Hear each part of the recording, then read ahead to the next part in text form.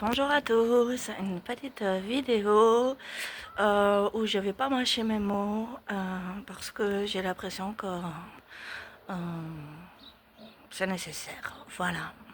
Alors, je vais essayer de ne pas y aller par quatre chemins. J'ai un canal médiumnique au cas où certains ne le savaient pas ou ne l'auraient pas compris. Et j'ai envie de parler cash de certaines choses. Il y a des gens qui détiennent le pouvoir. Pour moi, c'est d'après ce que j'ai eu en intuition, qui détiennent le pouvoir, qui détiennent l'économie. Et ce sont des gens qui sont à la tête de grandes multinationales. Certains les appellent les Illuminati. Et qui sont donc en possession de tout le reste. Donc médias, géopolitique, etc. Pour moi, ce sont eux qui dominent le, euh, ce qui se passe actuellement implicitement. Donc l'argent qui gouverne tout le reste, quoi, jusqu'à la politique. Ces gens-là sont bien rodés pour utiliser la psychologie des gens à bon escient pour les faire tomber sous une forme de dictature implicite. Mais aussi pour moi, envoie de la magie noire à grande échelle. Et tout ça, tout ce melting pot crée chez les gens beaucoup d'anxiété, des gens qui sont parasités au niveau énergétique et qui n'en savent rien et qui ne sont pas bien.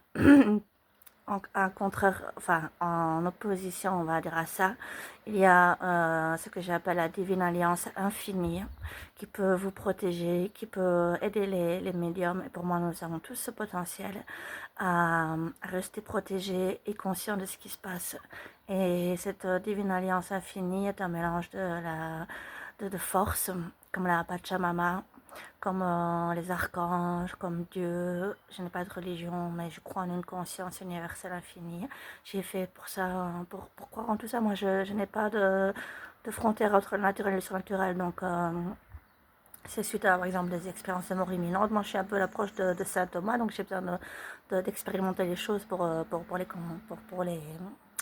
les accréditer, quoi. Donc voilà. Et donc ces gens-là envoient aussi de la magie noire à grande échelle. Ils font des rituels sataniques, etc. etc.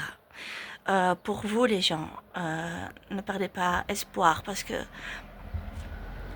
on peut dire que, même si j'aime pas les termes comme ça, galvaudés, le paradis et l'enfer coexistent sur Terre, mais il y a vraiment des énergies magnifiques sur la Terre et une manière de les appréhender vraiment très très spéciale. Et on peut vraiment être heureux encore aujourd'hui dans ce monde-ci, mais il faut savoir utiliser les outils qu'on a à notre échelle.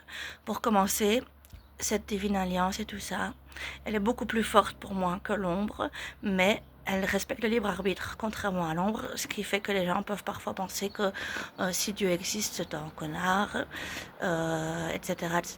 Non, il nous a donné une super belle valeur qui est bon, l'amour, ça tout le monde le sait que certains y croient, mais aussi la liberté. Voilà.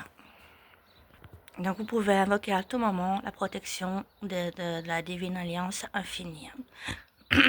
Aussi l'archange Saint-Michel, qui est relié à la nature et qui est un grand protecteur.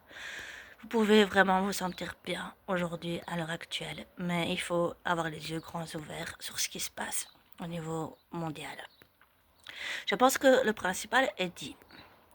Pour le reste, je vous laisse à vos propres opinions parce que je pense que c'est important, justement, le libre arbitre et de pouvoir penser par soi-même. Mais sachez que à ce moment même, vous pouvez être bien protégé, heureux, libre. Mais, par exemple, vous allez vous protéger dans la Divine Alliance de par le libre arbitre. Si vous vous connectez à des énergies mauvaises simplement par la pensée, vous pourrez être parasité.